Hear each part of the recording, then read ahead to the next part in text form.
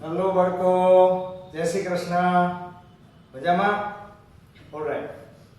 Alpha, beta અને gamma ત્રણેયનું ઉત્સર્જન કેવી રીતે થાય એ બાબત આપણે સમજવાની છે. તો આલ્ફા, બીટા અને ગેમા ત્રણેય અલગ અલગ છે. અલગ અલગ આપણે સમજવાનું છે. આલ્ફા ક્ષય કે બીટા કે ગેમા કોઈ પણનું ઉત્સર્જન છે એ કુદરતી છે, સ્વતઃ છે, આપમેળે છે. ક્યારે થાય તો કે જ્યારે કોઈ પણ ન્યુક્લિયસ છે એ અસ્થાયી અવસ્થામાં હોય ત્યારે સ્થાયીપણું પ્રાપ્ત કરવા માટે આલ્ફા, બીટા, ગેમાનું ઉત્સર્જન કરે. પણ આલ્ફાનું ઉત્સર્જન, સૌથી પહેલા આપણે આલ્ફાના ઉત્સર્જન ઉપર ફોકસ કરીએ. બરાબર. તો આલ્ફા કોણ છે? તો કે આલ્ફા છે એ હિલિયમ પરમાણુનો ન્યુક્લિયસ છે. આલ્ફા કોણ છે ભાઈ? હિલિયમ પરમાણુનો ન્યુક્લિયસ છે.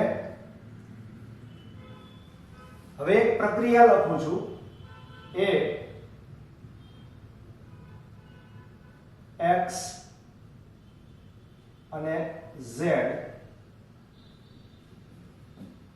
-2 y a-4 plus 2He4 plus ઊર્જા Q. હવે આ પ્રક્રિયા ઉપરથી ખબર પડે છે કે આ X નામનું જે તત્વ છે તેમાંથી આલ્ફા કણનું ઉત્સર્જન થઈ અને Y નામનું તત્વ બન્યું. આ તત્વમાંથી આ તત્વ બને ત્યારે તેના પરમાણુ ક્રમાંકમાં 2 એકમનો અને પરમાણુ દળાંકમાં 4 એકમનો ઘટાડો થાય છે. આલ્ફા કણનું ઉત્સર્જન થાય છે પ્લસ વધારામાં ઊર્જા ઉત્પન્ન થાય છે. તેથી આ પ્રકારની ઊર્જાઓ બધી ઉષ્માક્ષેપક ઊર્જા છે. તેમાંથી જેમાંથી આલ્ફાનું ઉત્સર્જન થાય એ તત્વને જનક તત્વ કહેવામાં આવે છે. જે તત્વ નવું બને એને જની તત્વ કહેવામાં આવે છે અને આને ઉત્સર્જિત કણ કહેવામાં આવે છે. બરાબર. હવે કાયદેસર આપણે ઉદાહરણ જોઈએ તો 92 યુરેનિયમ 238 માંથી 90 થોરિયમ 234 બને ત્યારે 2He4 ઉત્પન્ન થાય પ્લસ Q ઊર્જા તો ઉત્પન્ન થાય. હવે અહીં પણ તમે જોઈ શકો છો કે આપણું યુરેનિયમ છે એ જનક તત્વ છે, થોરિયમ જનિત તત્વ છે અને યુરેનિયમ માંથી થોરિયમ બને ત્યારે તેના પરમાણુ ક્રમાંકમાં 2 એકમ અને પરમાણુ દળાંકમાં 4 એકમનો ઘટાડો થાય છે બાળકો. બરાબર. અને આ બને છે. આ પ્રક્રિયામાં પણ આ દળનું સંરક્ષણ, આ વિદ્યુત ભારનું સંરક્ષણ, બંનેનું સંરક્ષણ થાય છે. એટલે કે અહીંયા પરમાણુ ક્રમાંકનો ટોટલ સરવાળો અને પરમાણુ દળાંકનો ટોટલ સરવાળો બરાબર થાય છે. પણ ધ્યાન રાખો કે જ્યારે આ પ્રક્રિયા થાય ત્યારે જનક તત્વ ના દળ કરતા જનિત તત્વ વાળી સાઈડ ઉત્સર્જિત કણ સહિત બધાનું દળ ઓછું હોય. અને જો આ બે આના કરતા આનું દળ ઓછું હોય તો દળ ક્ષતિ ઉત્પન્ન થાય. અને આ દળ ક્ષતિ છે એ કેટલી ઉત્પન્ન થાય તો કે દળ ક્ષતિ છે એ Mu minus M થોરિયમ વત્તા M આલ્ફા આટલી ઉત્પન્ન થાય. અને જો તમે એને c² હારે ગુણી નાખો તો ઉત્સર્જિત ઊર્જા તમને મળી જાય કે જેને આપણે Q કીધી છે. બરાબર. એટલે આ આખાઈની સાથે ગુણાકાર આપણે કોનો કરી નાખશું? c² નો. તો મારો તમને કહેવાનો અર્થ એ કે આલ્ફાનું ઉત્સર્જન આપમેળે થાય ત્યારે આપણને ઊર્જા પ્રાપ્ત થાય છે. આ આલ્ફા કણના ઉત્સર્જનની પ્રક્રિયા છે. આ કોઈ એક ઉદાહરણ નથી. આવી યુરેનિયમની આખી શ્રેણી છે. ખૂબ જ વધારે પ્રમાણમાં થાય છે. પણ આપણે એક જ ઉદાહરણ આપવાનું છે. બીજું ઉદાહરણ આપણે આપવાનું નથી. આ ધ્યાનમાં રાખો. ઓલરાઈટ. હવે બીટા ક્ષય માટે વયા જાઓ. બીટાનું ઉત્સર્જન પણ સ્વતઃ અને આપમેળે છે. પણ બીટાના બે પ્રકાર છે. એકને કહેવામાં આવે છે બીટા માઇનસ કે જેને ઇલેક્ટ્રોન પણ કહેવામાં આવે, અને બીજું છે એ બીટા પ્લસ કે જેને શું કહેવામાં આવે છે? પોઝિટ્રોન કહેવામાં આવે છે. પોઝિટ્રોનનું દળ ઇલેક્ટ્રોનના દળ કરતા પણ ઓછું છે, પણ એનો વિદ્યુતભાર ઇલેક્ટ્રોનના વિદ્યુતભાર કરતા વિરુદ્ધ એટલે કે ધન છે. હવે આમાં શું બને? તો કે આમાં ધારો કે તમે સમજવા માટે આવી કોઈ પ્રક્રિયા લ્યો કે Z જેનો પરમાણુ ક્રમાંક છે, તત્વનું નામ X છે, તેનો પરમાણુ દળાંક A છે, તો તેમાંથી ભાઈ Y નામનું તત્વ બને. હા, ધ્યાન રાખો કે માઈનસ બીટા છે તો એને દર્શાવાય -E0. આનો મતલબ કે એક પરમાણુ ક્રમાંક છે એ તમારો આની અંદર વધતો હશે તો જે શક્ય બનશે, એટલે કે પરમાણુ દળાંકમાં કોઈ જ ફેરફાર થતો નથી. પરમાણુ ક્રમાંકમાં 1 એકમનો વધારો થાય છે, એટલે કે જ્યારે બીટા માઈનસ નું ઉત્સર્જન થાય કોઈ રેડિયોએક્ટિવ ન્યુક્લિયસમાંથી, તો તેના પરમાણુ ક્રમાંકમાં 1 એકમનો શું થાય છે? વધારો થાય છે. કેટલા એકમનો? 1 એકમનો. દાખલા તરીકે તમે ફોસ્ફરસ લ્યો, બરાબર? તો ફોસ્ફરસ 15 નંબરનું તત્વ છે, 32 એનો પરમાણુ દળાંક, તો અહીંયા બનશે 16 નંબર, અને સલ્ફર 32 એનો પરમાણુ દળાંક વત્તા -1 E અને 0. તો ફોસ્ફરસમાંથી સલ્ફર બને ત્યારે તેના પરમાણુ ક્રમાંકમાં 1 એકમનો વધારો થાય છે, એટલે 16 ને 1 15 અહીંયા થઈ જાય. હવે ધ્યાન આપો કે જ્યારે આવી કોઈ પ્રક્રિયા થાય ત્યારે તેની સાથે એક વધારાનું સૂક્ષ્મ કણ ઉત્પન્ન થાય છે, તેને એન્ટી ન્યુટ્રિનો કણ કહેવામાં આવે છે. આ કોઈ વિદ્યુતભાર ધરાવતો કણ નથી, તે માત્ર સ્પિન ધરાવે છે +થી -1/2 ની વચ્ચે, અને એ કોઈની સાથે પણ આંતરક્રિયા કરતું નથી. એટલે કે આવા કણોની પરખ કરવી, ઓળખ કરવી, એના ગુણધર્મો તપાસવા એ થોડું અઘરું કામ છે, કારણ કે સમગ્ર પૃથ્વીમાંથી સોસર્વો પસાર થઈ જાય તો પણ કોઈની સાથે આંતરક્રિયા કર્યા વગર પસાર થઈ શકે છે. બરાબર? તો આ આપણે વાત કરી કોની? માઈનસ બીટા, મતલબ કે ઇલેક્ટ્રોનની. કેમ ઉત્પન્ન થાય છે પણ આપણે સમજવાનું છે. પહેલા આપણે બીટા પ્લસ માટે વાત કરીએ. તો બીટા પ્લસ માટે આવું જ આપણે ઉદાહરણ લઈએ. બરાબર?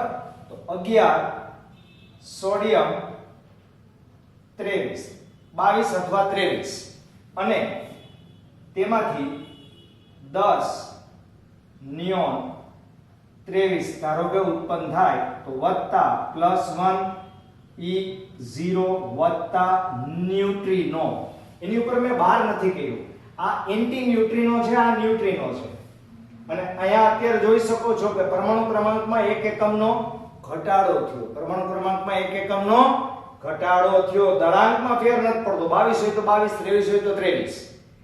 તો જ્યારે કોઈ રેડિયોએક્ટિવ તત્વમાંથી આપમેળે સ્વતઃ બીટા કણનું ઉત્સર્જન થાય ત્યારે તેના પરમાણુ ક્રમાંકમાં ફેર પડે, પણ પરમાણુ દળાંકમાં કોઈ જ ફેર પડતો નથી. એટલે કે બીટા માઈનસ અને બીટા પ્લસ ના ઉત્સર્જન વખતે અનુક્રમે પરમાણુ ક્રમાંકમાં 1 એકમનો વધારો અને ક્રમાંકમાં 1 એકમનો ઘટાડો થાય છે. અને વધારો થાય છે ત્યારે એન્ટી ન્યુટ્રિનો ઉત્પન્ન થાય છે, અને ઘટાડો થાય ત્યારે ન્યુટ્રિનો ઉત્પન્ન થાય છે. હવે આ મૂળભૂત રીતે ઇલેક્ટ્રોન અને પોઝિટ્રોન છે. એવું ક્યારે શક્ય બનશે?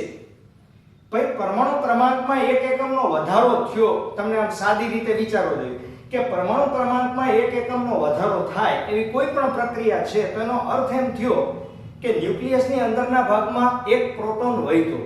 આ પ્રોટોન વધ્યો ક્યાંથી? તો કે જ્યારે એની સાદી પ્રક્રિયા એ છે કે ન્યુટ્રોનનું પ્રોટોનમાં રૂપાંતરણ થાય. કોનું? ન્યુટ્રોનનું પ્રોટોનમાં રૂપાંતરણ થાય ત્યારે -1E0 ઉત્પન્ન થાય છે. ન્યુટ્રોનનું કેમાં? પ્રોટોનમાં રૂપાંતરણ થાય ત્યારે આનું ઉત્સર્જન થાય. મતલબ કે આ જે ઇલેક્ટ્રોન દેખાય છે એ ન્યુક્લિયસમાં જન્મ પામશે પણ તે રહી ન શકે. એટલે ન્યુક્લિયસમાંથી આવો ઇલેક્ટ્રોન કે જેને તમે બીટા કણ કીધો, માઈનસ બીટા કણ, એ ઉત્સર્જન પામી જશે.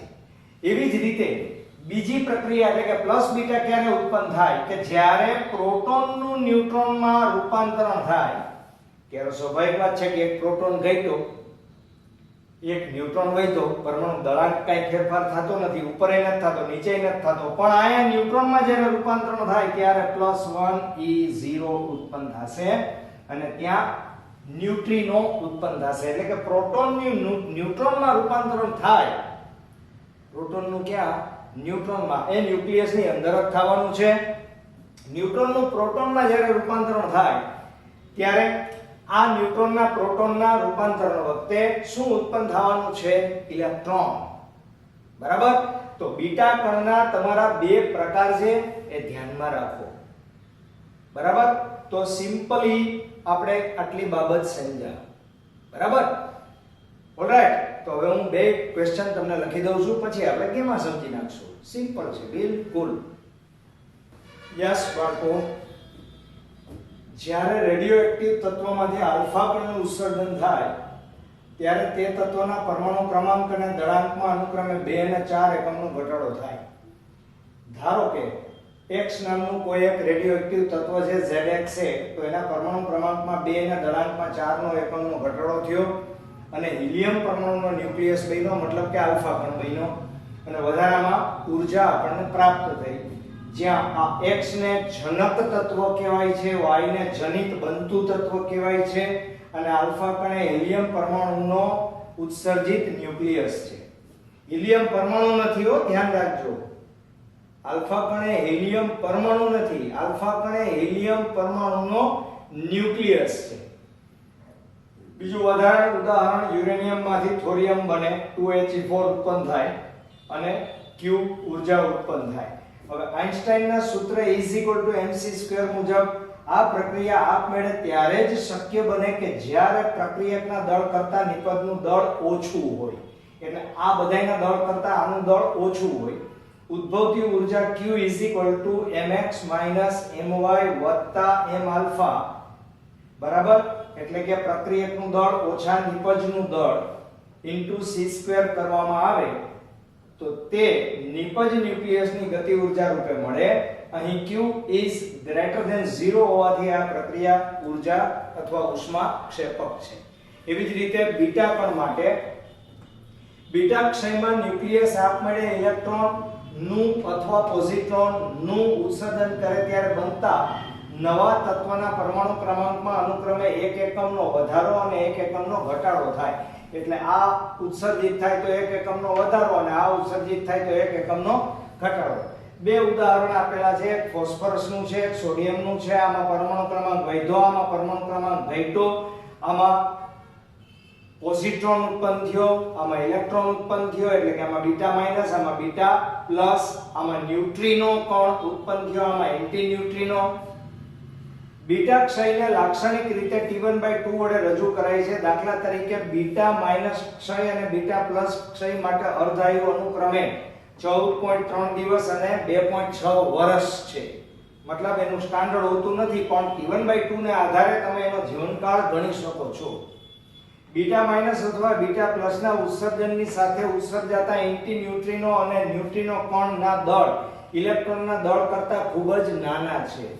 તેથી તેઓ નિર્બળ આંતરક્રિયા કરતા હોવાથી તેને પારખવા કે પરખવા, ઓળખવા ખૂબ જ મુશ્કેલ છે.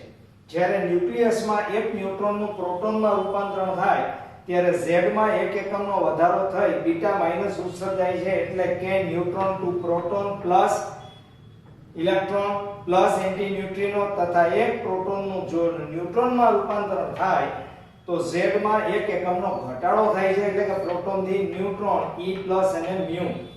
જો અહીંયા પ્રોટોનનો અહીંયા શું થયું? 11 ના 10 થયા. મતલબ કે એક પ્રોટોન ઘટ્યો. પ્રોટોનનું આ પ્રક્રિયા છે, આ પ્રક્રિયાને અનુરૂપ છે. આ પ્રક્રિયાને અનુરૂપ છે. બરાબર? ખાલી જગ્યામાં ગમે ત્યારે પૂછાય. આ ધ્યાન રાખવું ખાસ.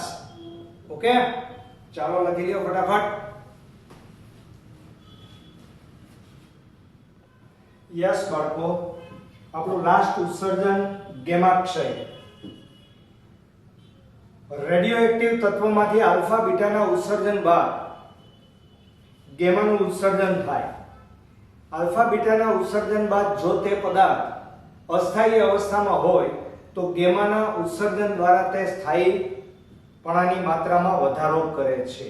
એટલે કે આલ્ફા બીટાના ઉત્સર્જન બાદ જો કોઈ ન્યુક્લિયસ ઉત્તેજિત અવસ્થામાં હોય તો તેમાંથી તેને અનુત્તેજિત અવસ્થામાં લઈ આવવા માટે ગેમા વિકિરણનું ઉત્સર્જન કરવામાં આવે છે અથવા તો થાય છે. કરવામાં તો નથી આવતું, કોણ કરે? આપમેળે જ છે આ બધી ક્રિયાઓ ભાઈ. ઓકે, તો આ ગેમા ઉત્સર્જન કેવી રીતે થાય? તો કે જેવી રીતે પરમાણુમાં બાહ્યતમ કક્ષાઓ હોય તેવી રીતે ન્યુક્લિયસમાં પણ અંદર અલગ અલગ સ્તર હોય. જેવી રીતે પરમાણુની જુદી જુદી કક્ષા વચ્ચે ઊર્જાનો તફાવત હોય એવી રીતે ન્યુક્લિયસના અંદરના સ્તરો વચ્ચેનો પણ ઊર્જાનો તફાવત હોય. અને જ્યારે પરમાણુમાં એક કક્ષામાંથી બીજી કક્ષામાં ઇલેક્ટ્રોન ક્વોન્ટમ કૂદકો લગાવે ત્યારે વધારે ઊર્જાવાળી કક્ષામાંથી ઓછી ઊર્જાવાળી કક્ષામાં, મતલબ કે ઉત્તેજિત અવસ્થામાંથી અનુત્તેજિત અવસ્થા પ્રાપ્ત કરે, ધરા અવસ્થા પ્રાપ્ત કરે, ત્યારે તે બંને ઊર્જા સ્તર વચ્ચેના તફાવત જેટલી ઊર્જાનું ઉત્સર્જન થાય. તેવી જ રીતે ન્યુક્લિયસમાં પણ વધારે ઊર્જાવાળા સ્તરમાંથી ઓછી ઊર્જાવાળા સ્તરમાં સંક્રાંતિ થાય ત્યારે તે બંનેના તફાવત જેટલી ઊર્જા ગેમા વિકિરણ એટલે કે ફોટોનના રૂપમાં ઉત્સર્જન પામે. ગેમા એ વિદ્યુત ચુંબકીય તરંગ છે કે જેની તરંગ લંબાઈ એક્સ-રે કરતા પણ નાની છે. તેની તરંગ લંબાઈ એક્સ-રે કરતા પણ નાની છે, મતલબ કે તેની આવૃત્તિ ઘણી બધી વધારે છે. બરાબર? તો ગેમા વિકિરણનું ઉત્સર્જનથી તત્વનો પ્રકાર બદલાતો નથી, એટલે કે પરમાણુ ક્રમાંક દળાંકમાં કોઈ જ ફેરફાર થતો નથી. રાઈટ? અને એવું પણ જરૂરી નથી કે કોઈ તત્વમાંથી આલ્ફા બીટાના ઉત્સર્જન બાદ નવું બનતું તત્વ છે એ ઉત્તેજિત અવસ્થામાં હોય તેમાંથી અનુત્તેજિત અવસ્થા પ્રાપ્ત કરવા માટે માત્ર એક જ ફોટોનનું ઉત્સર્જન કરે. ના, એવું નથી.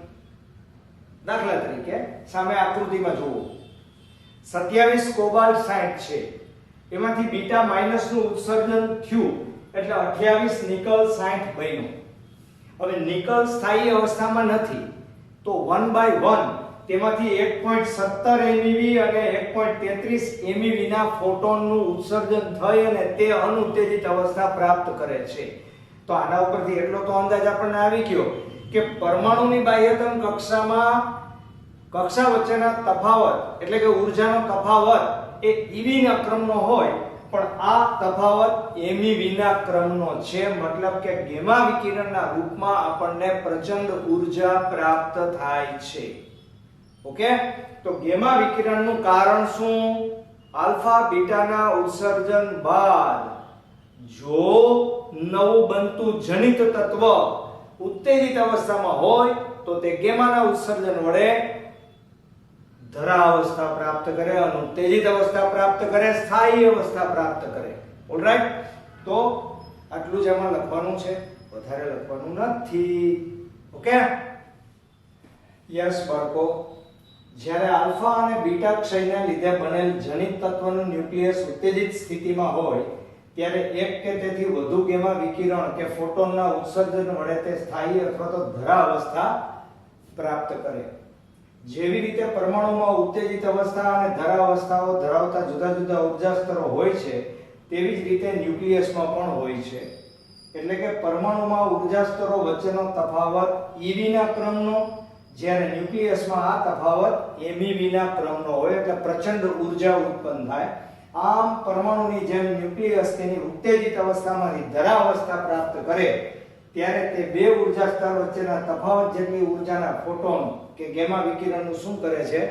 ઉત્સર્જન કરે. ઉત્સર્જાતા ફોટોનની તરંગ લંબાઈ એક્સ-રે ની તરંગ લંબાઈ કરતા પણ નાની છે. આ શું બતાવે છે? આ એમ બતાવે છે કે જે ગેમા વિકિરણ ઉત્પન્ન થાય એની આવૃત્તિ ખૂબ મોટી છે. દાખલા તરીકે 27 કોબાલ્ટ 60 માંથી બીટાના ઉત્સર્જન વડે 28 નિકલ 60 ઉત્પન્ન થાય ત્યારે આ નિકલ પોતાની ધરાવસ્થા મેળવવાની લાલચમાં કોનું ઉત્સર્જન કરે છે? 1.17 MeV અને 1.33 MeV ઊર્જાનું ઉત્સર્જન કરે છે ધરાવસ્થા પ્રાપ્ત કરવા માટે. એટલે એવું જરૂરી નથી કે એક ગેમા વિકિરણ ઉત્પન્ન થાય, એક કરતા વધુ ગેમા વિકિરણ પણ ઉત્પન્ન થાય. ઓકે, ચાલો લખી લ્યો. યસ બાળકો, આમ તો આ પ્રશ્ન આપણે ઓલરેડી ભણી ગયા છે બાળકો. એક નાની એવી બાબતને સમજવા માટે આપણે આ પ્રશ્નને પાછો રિપીટ ટેક્સ્ટ બુકની અંદર જ કરેલો છે. ન્યુક્લિયર ઉર્જા બધી માહિતી તમને આપી દીધેલી છે, મેં આગળના લેક્ચર જોજો, બરાબર, એમાં છે જ. છતાં તમને અત્યારે ફરીથી પાછું સમજાવી દઉં છું, ધ્યાનથી સમજો કે તમે જ્યારે એક ન્યુક્લિયોન દીઠ બંધન ઉર્જા વિરુદ્ધ પરમાણુ દળાંકનો આલેખ દોર્યો ત્યારે એ આલેખ તમને આવા પ્રકારનો મળ્યો હતો. અને અહીંયા જે હાઈટમાં હાઈટ હતી એ તમારા માટે 56 જેનો પરમાણુ દળાંક છે એવો ઘટક હતો, બરાબર. અને એનો પરમાણુ ક્રમાંક મહત્વનો નથી. આ એક ન્યુક્લિયોન દીઠ બંધન ઉર્જા એ લગભગ 8.7 જેટલી હતી. અને એ તત્વ બીજું કોઈ નહોતું, એ કોણ હતું? લોખંડ હતું. મતલબ કે એક ન્યુક્લિયોન દીઠ બંધન ઉર્જા સૌથી વધુ લોખંડની છે. મજબૂતમાં મજબૂત ગણી શકો તમે. કદાચ એવું બને કે સરદાર પટેલને લોખંડી પુરુષ આ કારણથી પણ કહેતા હોય, રાઈટ? ઓકે, તો હવે હું તમને સમજાવું, ધ્યાનથી સમજો. સરેરાશ રીતે વિચારો તો આવા વચગાળાના દ્રવ્યમાન ધરાવતા તત્વોની એક ન્યુક્લિયોન દીઠ બંધન ઉર્જા ખૂબ જ વધારે છે. મતલબ કે 30 અને 170 જેનો પરમાણુ દળાંક હોય એમની વચ્ચેના જેટલા પણ તત્વો છે એની એક ન્યુક્લિયોન દીઠ બંધન ઉર્જા સૌથી વધુ છે. પણ 30 થી જેનો પરમાણુ ક્રમાંક ઓછો છે અને 170 થી પરમાણુ દળાંક જેનો વધુ છે, આ તત્વોને હલકા ફુલકા તત્વો કહેવામાં આવે અને આ તત્વોને ભારે તત્વો કહેવામાં આવે. યુરેનિયમ, થોરિયમ વગેરે, આ બધા હાઇડ્રોજન, હિલિયમ વગેરે. હવે ન્યુક્લિયર ઉર્જા કેને કહેવાય? ભાઈ, એક ન્યુક્લિયોન દીઠ બંધન ઉર્જા એ પદાર્થની સ્થિરતાનું માપ છે. અને જેમ એક ન્યુક્લિયોન દીઠ બંધન ઉર્જા વધારે હોય તેમ તેના ન્યુક્લિયસનું દળ ઓછું હોય. અને ન્યુક્લિયસનું દળ ઓછું હોય તો હવે આપણો હેતુ એ છે કે આપણે એક ન્યુક્લિયોન દીઠ બંધન ઉર્જા વધુમાં વધુ માત્ર લોખંડમાંથી જ મળે એમ શું કામ, અન્યમાંથી પણ મળે એવો આપણે પ્રયત્ન કરવો હોય તો આયાસ તો કરી શકીએ. આપણે માટે બે ક્રિયા મહત્વની છે. એકને કહેવામાં આવે છે વિખંડન, એકને કહેવામાં આવે છે સંલયન. મતલબ કે જો હલકા ફુલકા તત્વો ને ભેગા કરી અને વચગાળાના દ્રવ્યમાન ધરાવતું તત્વ બનાવવામાં આવે તો તેમાંથી એક ન્યુક્લિયોન દીઠ બંધન ઉર્જાનું મૂલ્ય મહત્તમ પ્રમાણમાં મેળવી શકાય. પણ જો વિખંડનની એ જ રીતે વિખંડનની ક્રિયા કરવામાં આવે એટલે કે ભારે તત્વો છે એ ભારે તત્વોનું પણ જો વિખંડન બે ભાગમાં વિભાજન કરવામાં આવે તો તે બંનેની એક ન્યુક્લિયોન દીઠ બંધન ઉર્જા 8 MeV ની આજુબાજુ મહત્તમ મેળવી શકાય છે. આ વિખંડન અને સંલયનની ક્રિયામાં જે ઉર્જા ઉત્સર્જન પામે તેને ન્યુક્લિયર ઉર્જા કહેવામાં આવે છે. સ્વાભાવિક વાત છે કે આ ઉર્જા કોઈ જેવી તેવી કે ઓછા મૂલ્યની ના હોય. આ ઉર્જા રાસાયણિક પ્રક્રિયાઓ કે જે ઉષ્માક્ષેપક પ્રક્રિયાઓ હોય, દાખલા તરીકે કોલસા અને પેટ્રોલમાંથી બનતી દહનથી મળતી ઉર્જાઓ છે, એ ઉર્જા 10 ની 7 ઘાત જૂલ જેટલી હોય. 1 કિલોગ્રામ કોલસો તમે લ્યો તો એમાંથી 10 ની 7 ઘાત જૂલ જેટલી ઉર્જા મળે. એની સામે જો તમે યુરેનિયમનું વિખંડન કરીને ઉર્જા મેળવો તો લગભગ 10 ની 14 ઘાત જૂલ જેટલી ઉર્જા મળે. એનો મતલબ એમ થયો કે સામાન્ય રાસાયણિક પ્રક્રિયાઓમાં જે ઉર્જા મળે એના કરતા ન્યુક્લિયર પ્રક્રિયાઓમાં મળતી ઉર્જા લગભગ 10 લાખ ગણી જેટલી વધુ હોય છે. એટલે ન્યુક્લિયર પ્રક્રિયાની ઉર્જા આપણા માટે કામની ખૂબ જ છે. બરાબર? તો આ ન્યુક્લિયર ઉર્જાની આપણે વાત કરી. ઉદાહરણ પણ મેં તમને આપ્યું કોલસાનું અને યુરેનિયમનું, એ પણ આપણે લખવાનું જ છે. આલેખ આપણે આ પ્રશ્નમાં દોરવો જરૂરી નથી. ઓકે? ન્યુક્લિયર ઉર્જા, ન્યુક્લિયોન દીઠ બંધન ઉર્જા વિરુદ્ધ પરમાણુ દળાંકના આલેખમાં જેઓના પરમાણુ દળાંક 30 અને 170 ની વચ્ચે છે તેઓની ન્યુક્લિયોન દીઠ બંધન ઉર્જાના મૂલ્યો લગભગ અચળ એટલે કે 8 MeV જેટલા લગભગ હોય છે. અને જેના પરમાણુ દળાંક 30 કરતા ઓછા અને 170 કરતા વધુ હોય તે માટે ન્યુક્લિયોન દીઠ બંધન ઉર્જા કેવી છે? ઓછી. જેમ બંધન ઉર્જા વધુ તેમ તે તત્વના ન્યુક્લિયસનું દળ ઓછું અને અતિ ભારે તથા હલકા તત્વના ન્યુક્લિયસનું દળ કેવું હોય છે? વધુ.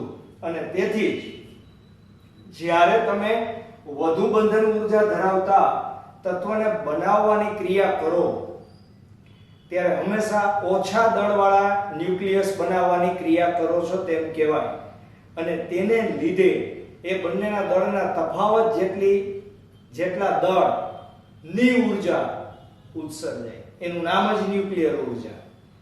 એટલે કે તેથી જ જ્યારે ભારે ન્યુક્લિયસનું 2 કે તેથી વધુ વચગાળાના દળ ધરાવતા ટુકડાઓમાં વિખંડન થાય ત્યારે અને બે હલકા ન્યુક્લિયસનું સંલયન થઈ અને વચગાળાનું દળ ધરાવતું તત્વ બને ત્યારે તે ઉર્જા મુક્ત કરે છે, જેને જ ન્યુક્લિયર ઉર્જા કહેવામાં આવે બાળકો. ઓકે?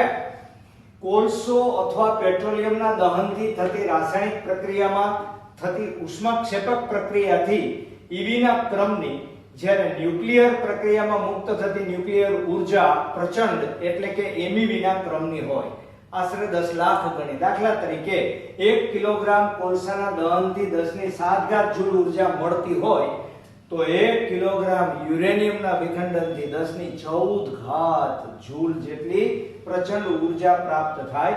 આમ ન્યુક્લિયર ઉર્જા રાસાયણિક પ્રક્રિયાથી મળતી ઉર્જા કરતા લગભગ 10 લાખ ગણી હોય છે.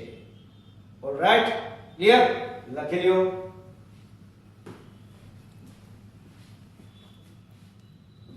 યસ બાળકો, રેડિયો એક્ટિવિટીનો એક દાખલો સ્વાધ્યાયની અંદર આપણે રહી ગયો હતો, તો એ હું તમને ગણાવી દઉં છું. બીજો તમારી મેળે ગણવા માટે એક મેં નીચે હોમવર્કમાં આપેલો છે, પણ પહેલા આ સમજી લ્યો એટલે તમને સમજવામાં મુશ્કેલી ના પડે. એક રેડિયો એક્ટિવ સમસ્થાનિકનું અર્ધાયુ T વર્ષ છે. તેની એક્ટિવિટી મૂળ એક્ટિવિટીના 3.125% અને 1% થવા માટે કેટલો સમય લાગશે? સ્મોલ t ટાઈમ આપણે ફાઇન્ડ આઉટ કરવાનો છે. તો હવે આપણને બધાને ખબર છે કે અવિભાજિત પરમાણુ ટૂંકમાં એક્ટિવિટી એની 3.125% ને મૂલ્ય ગણતા હો તો કુલ એની એક્ટિવિટી આપણે કેટલી ગણવી પડે? 100. મતલબ કે આ અવિભાજિત ન્યુક્લિયસની સંખ્યા જ થઈ અને આ કુલ ન્યુક્લિયસની સંખ્યા થઈ. બરાબર? તો હવે આપણું સૂત્ર તો આવું છે, n બરાબર n0 * e λt માં n/n0 બરાબર શું થાય?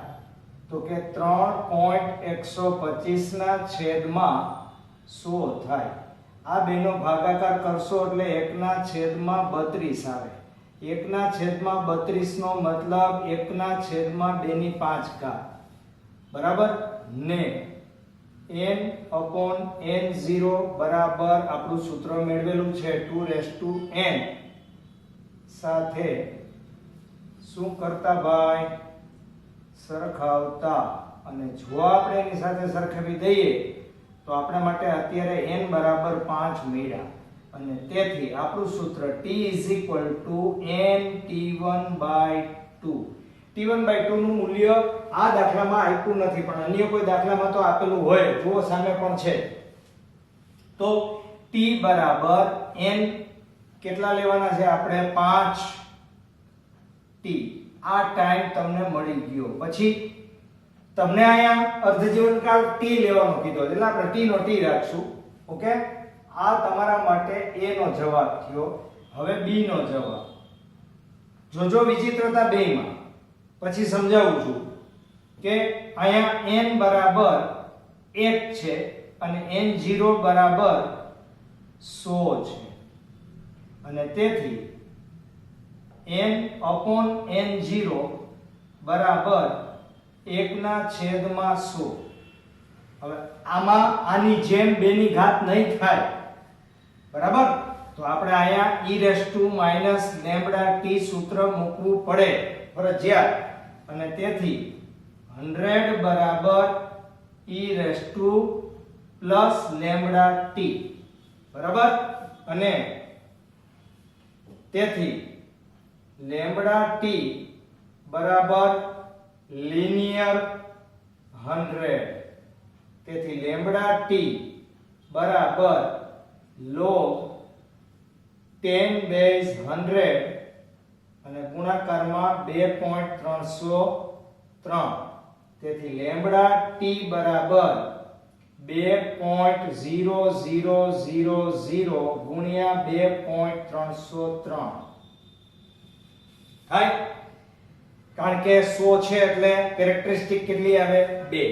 હવે તમારે ટાઈમ શોધવાનો છે, તેથી લેમ્બડાની જગ્યાએ 0.693/t1/2 t બરાબર 2 ગુણ્યા 2.303, અને તેથી t 2 ગુણ્યા 2.303 છેદમાં 0.693.